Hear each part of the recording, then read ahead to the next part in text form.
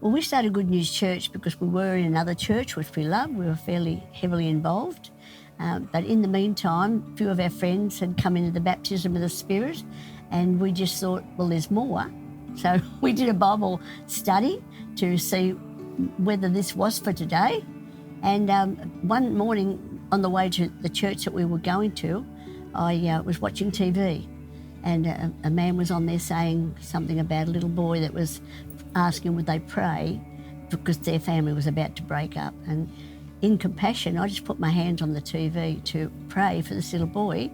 And next thing I began to speak in tongues, and just this welling up within me, I've never experienced in my life. And I was on the way to church that day, and I just wanted to kiss everyone. When I got there, I just felt so full of love and so full of joy that I couldn't tell anyone because it wasn't for today. So I had to keep it to myself. And so I told my husband, Brian at the time, who was alive, and we just felt that we wanted to seek God, what he wanted to do, whether we kept going where we were going and be an example or go elsewhere. And we began to pray, and we had 3 children at the time, and we thought, well, let's stay home and just seek God. We had communion, we had our singing, we had a church service in the house, and we were all involved in that. And we had some beautiful times. And before long, a few people found out, a couple of kids from the school where Jenny was going and Jodie was going, and before long they started to say, can we come as well? So our house began to fill up, and we had about 25, sometimes 30 people that would come and sit up the staircase, and we'd have a great time. It was an afternoon service that we had. So that's how it first started in our home.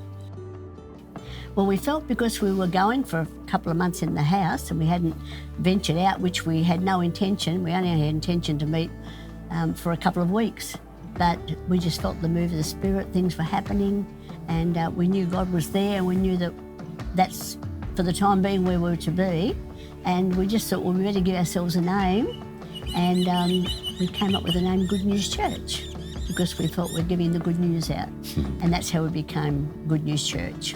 Yeah, there was a lot of excitement. I only just received a text from a man in New Zealand. He came in one day very down. He was over here doing the pipeline. There was a lot of New Zealand doing the pipeline work over here, and he saw our ad in the paper, and he had cancer. He'd been told he had 2 years to live. His marriage he'd been married 10 years, that was on the rocks. He came into our church and he came down to get saved and to get healed. This is 40 years ago, and I just got a text from him the other day saying he's celebrating his 50-year anniversary with his wife, and he's still got his healing. So that was a miraculous thing. We were seeing healings, we were seeing salvations, we were seeing marriages come back together. It was just a time. I was just talking to Jenny the other day, my daughter, and she said, Mum, it was easy in a way. And you know, I know church work is not easy, but it was easy because it was just an anointing at that time for salvations, baptism of the Spirit, and even healing of marriages. So it was a very exciting time for us. Yeah. Well, the house was getting a little bit crowded, so we moved into a hall just temporarily down at Ettalong, and myself and the girls, both my girls, and my husband, Brian, he also had a son, and we used to go down us lot while he was getting the message ready, because he was in the ambulance at the time, so he had a full-time job, and we would set the church up. And we started to meet in this little hall for, I guess, 18 months, a couple of years. Yeah, and we had some lovely times down there as well. So that's where we were. Just gave the house a rest, and we had our little church, and people were able to come in as well because, you know, it was open down there. And we had some lovely times there as well. Yeah. We bought a caravan, and we gutted the caravan out, and we used to go down to Yamina that every second week, just park it somewhere. We had tracks and glasses of water, bottles of water, and we just used it as an outreach if people wanted to come and talk about Jesus. Sunday afternoon, we'd go down to Yamina Beach, yep. And we'd just be there just an influence on the area mainly. We had all-night prayer meetings. Yeah. We had such a crowd would come. This is when we moved to Yamina, of course, and there'd be kids all over the floor. They'd bring their pillows and come in their pyjamas. But we had an all-night. We'd start at, say, 7 at night, and we go right through till 6 the next morning. And we had a few of those, and they were awesome nights. They were great nights. That was our outreach. And also when we moved to Yamina, which we wanted to be more in the area where everyone was, we left our church there, and that's where we had all our band practices and ladies' meetings, and we went into the school. We wanted to outreach, so we went into the school, Woy High, for about, 12 months? Yeah. We still had our church, we still had Yamina, but that was our outreach to the kids and to the community. Yeah. I even remember one prayer night, we were praising the Lord, and that song, Can't Stop Praising His Name, and everyone was just so enthused. We actually went down the stairs and up and down the street. We didn't even plan it, and people were shaking, shakers, tambourines, guitars, and it was just such a special time, wasn't it? You could just tell that the Lord was there with us. Yeah. And the wonderful part was we found a lot of families were coming in, and they were families like the mum and the dad, and sometimes the auntie, sometimes the mother-in-law and the kids. They were like, we ended up saying they were families in families. Yeah. Because we're having a lot of families that were all related, they were being a witness to their other family, and they were coming in as well. We used to go up to Teen Challenge at Mangrove Mountain and minister there, and then about once every month or so, they would bring the bus down and they'd have church with us. We were seeing a lot of people encouraged. Yeah. I remember once we went up there, and there was a girl that had just come in, just a wreck, just wrecked by drugs and everything. And we prayed for her and encouraged her.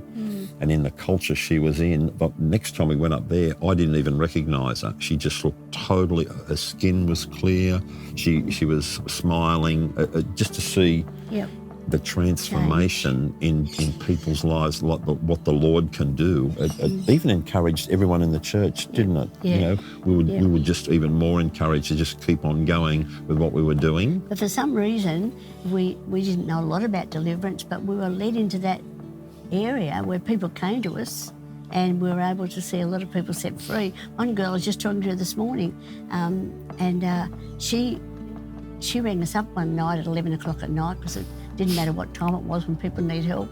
And she said, I need help. She said, I'm in my bedroom, I want to stab my sister. I hate her so much. And we said, well, look, stay in your room, don't come out. Why don't she goes to bed, doesn't matter what time it is, then come over to us. And I think she ended up coming over to us about 12 o'clock at night. But we had deliverance. That girl today is married to a pastor in Queensland. I just heard from her this morning, and I thought they're the sort of things that make you joyful when you know that people have been set free. Now, that's just one example of, a few that we saw, that God led us into that area that we weren't even looking for, but it was a time when we're just seeing people set free. It was beautiful. We had Alpha to get people established, the new Christians. We had Bible college twice, because my husband, when he was alive, he had Bible college, and we had about 25 in the Bible college. And then when I took over the church, he was taking the church for 15 years, and I did it for 14 years after he passed away. A couple came to me and they said, look, we want to do Bible college, but we don't think we're disciplined enough to do it at home. And I said, look, if you do Bible college, I'll come in one night a week and I'll sit with you while you do it. And out of that, we had another, 25 to 30 that wanted to come to Bible college. Yeah, that kicked off in about 1998, and the Bible college went for 6 years, and we saw a lot of people. Some did a year, some did the 2 years, some did the lot. The whole 4 years, So we did Bible college to see people established, and then we had our all-night prayer meeting, as we say. We had our street witnessing. We even went to the station a few times. Where we were just meeting in a hall. We did buy a building. We bought an old house in Dunmore Street, it was, and it was on the corner, and we had a couple of builders in our church, so we gutted that out and we made it into a church. But of course, we were pretty noisy. We had a lot of young people that loved to be noisy, and it wasn't real good with the neighbours, but we're okay. A few neighbours came in and got saved, which was good, but being in a where your houses are, it's not a real good place, as you know, to have a church if you want to be free with parking and all that. But we were there for, how long were we there for? Must have been there for a few years. Yep. And then we felt that we had to stretch out. That's when we went to Yamina, yep. Up the top, and that's where we were able to. But we had looked around in the meantime to see where we could maybe establish a church. Yeah, we'd always had that vision. At the time we were looking in Woy, remember? And we just didn't at the time see any doors open up. But we were just still there. And we still had the vision for the community. But, you know, seeing what's happened now with the HopeUC Peninsula is so encouraging, isn't it, Patsy? It is, because you've got to have a home where you feel established. And although we were in Yamina, it was great and it was established, and, you know, but now we see it established as that's our place. And it's great. All in the Lord's timing too. That's it. Yeah. We'd seen healings and people coming, marriages back together, and we saw some awesome things happening. And he was, Brian at the time was in the ambulance. He had to leave the ambulance to be a full-time pastor. That 14 years into his ministry, our ministry together, he was just feeling a bit crook. Went to the doctors and found out he had asbestos cancer. Strange thing is he did a bit of building with his dad. His dad and his brother had done it. Nothing happened to them, but something happened to him. And within 12 months, we prayed, the whole church prayed, because we'd seen so many things happen. It was going to happen to him as well. He was going to come through this. And he didn't. And you get some people that will say to you after, well, you won't have faith anymore. I said, well, I'm going to have more faith because I know God is God. Amen. And all I could say to God was, I don't understand it, but I trust you. And so when he went to be with the Lord, it was like, what do I do? Just leave a church of people that I love, that I've been with for 15 years. And the church virtually said, we don't want you to go. You've done it for 15 years. We want you to stay. So I went and got my credentials from... I say AOG because it was AOG back there. ACC. Stephen always corrects me. I know, that's all right. But I got my credentials so that I could be the pastor. And it was lovely because there wasn't a lot of women pastors back there. And I believe that a few of the men were saying, oh, she's a woman. And one of the men stood up for me and said, well, you can't say, can she do the work? She's doing the work. Already doing it, yeah. So I got my credentials. And then I pastored the church for another 14, nearly 15 years. So God's good. And in the meantime, this little chap came along. God is very good, isn't he? And he was able to take on the music ministry, of course, with my grandkids and my daughter. And we had a beautiful music, as you can understand. We had a great music ministry. And so I was able to go and do the Bible college and continue things, ladies' meetings and Love in Action. We gave a lot of help to the community, and Jenny and Howie did the youth. So yes, so I was able to take it on, and I enjoyed every bit of it. And it wasn't always easy being a woman, but when I had another beautiful man come along and stand by me, God had the plan all in His hands.